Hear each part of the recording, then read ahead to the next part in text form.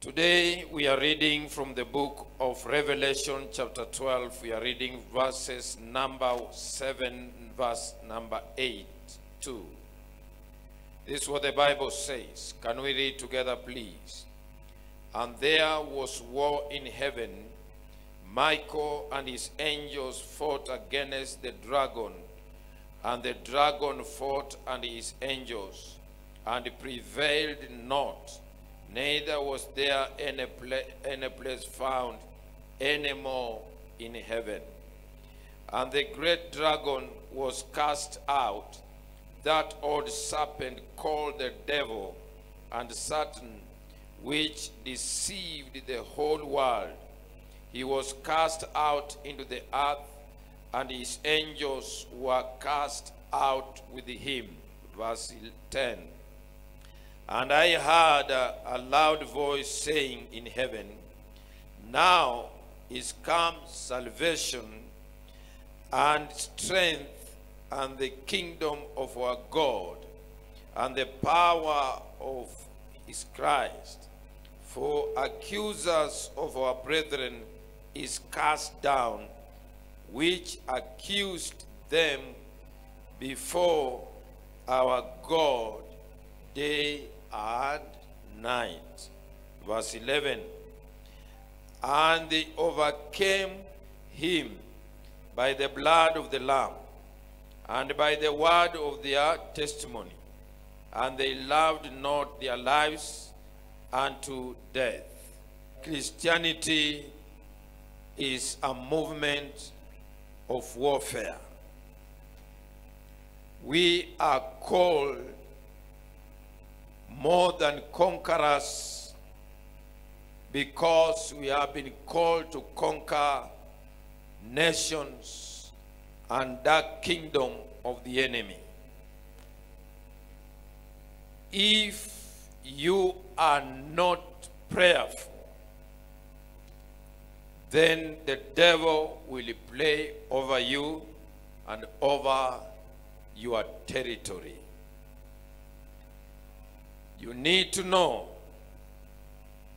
that we are living the days where the enemy, the devil, has not given up on us. He will fight you day and night, and he has no regret in doing that. And that's why he's called a bad devil, because his commission, his mission is to terrorize lives of people.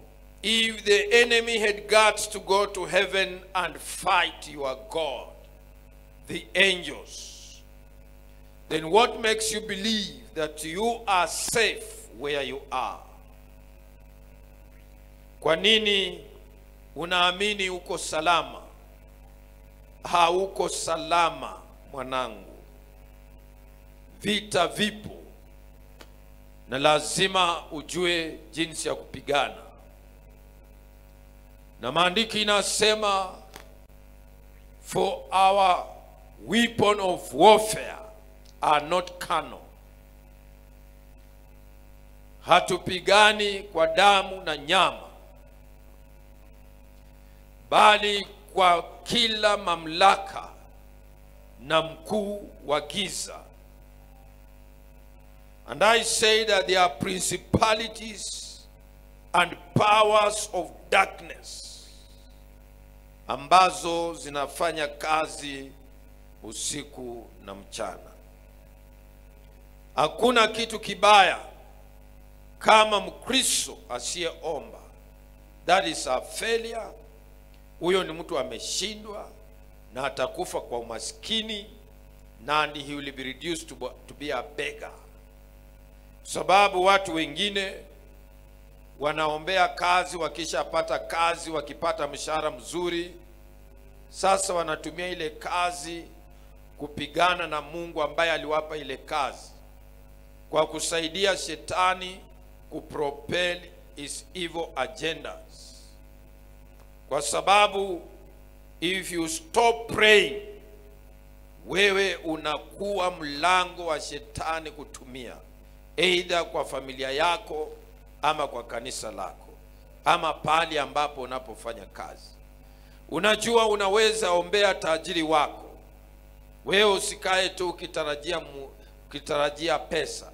You don't know what is passing through. Hiyo pesa unataka kulipwa inatoka wapi? Hiyo mshahara unangojea tarehe 25 ulipwe. Kulingana na wewe hiyo pesa tajiri anaipata wapi? Kama wewe uwezi kuwa profitable, be creative so that you can also add value where you are working. Unatarajia pesa ya kukulipa itatoka wapi?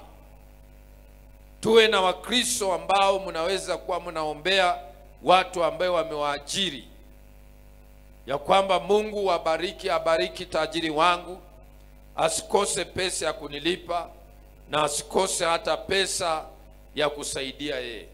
Nataka uelewe ya kwamba shetani haji kwako peke yake. Wewe unaporusha mishale, na yeye anakuja na ndugu zake, anakuja na jeshi lake. Anasema in case nikishindwa, wewe unaweza nisaidia. Na ndio maana pia katika maisha yako ya kiroho unahitaji mtu wa kukuombea. Unahitaji mtu ambaye a prayer partner. Usipigane vita peke yako. Kwa hivyo ni vizuri pia wakati ambapo unapoomba, wakati unapongangana. I always tell people sometimes kuna vita vingine ambavyo unapigana sio vyako, labda ni vya spiritual father. You need somebody in your life who can pray for you. You need somebody on your top ambaye he has divine authority, anaweza kukuombea. Ukisoma in the book of Ephesians, anaanza akisema ya kwamba children obey your parents in the Lord, divine order. Ya kwamba kabla haujaanza kupigana hii vita, lazima uwe mtu ambaye uko under authority. Ya kwamba wewe unapigana vita, lakini una mwavuli, una baba, una mlinzi, una mtu anakuombea. Pamoja na maombi yako kuna mtu anakuombea. Kwa hivyo wakati shetani anapokudisconnect to a spiritual father or a man of God, anakuweka uchi, kwa sababu itafika wakati vita vyako havitakuwa vita vyako, vitakuwa vita vya Mungu.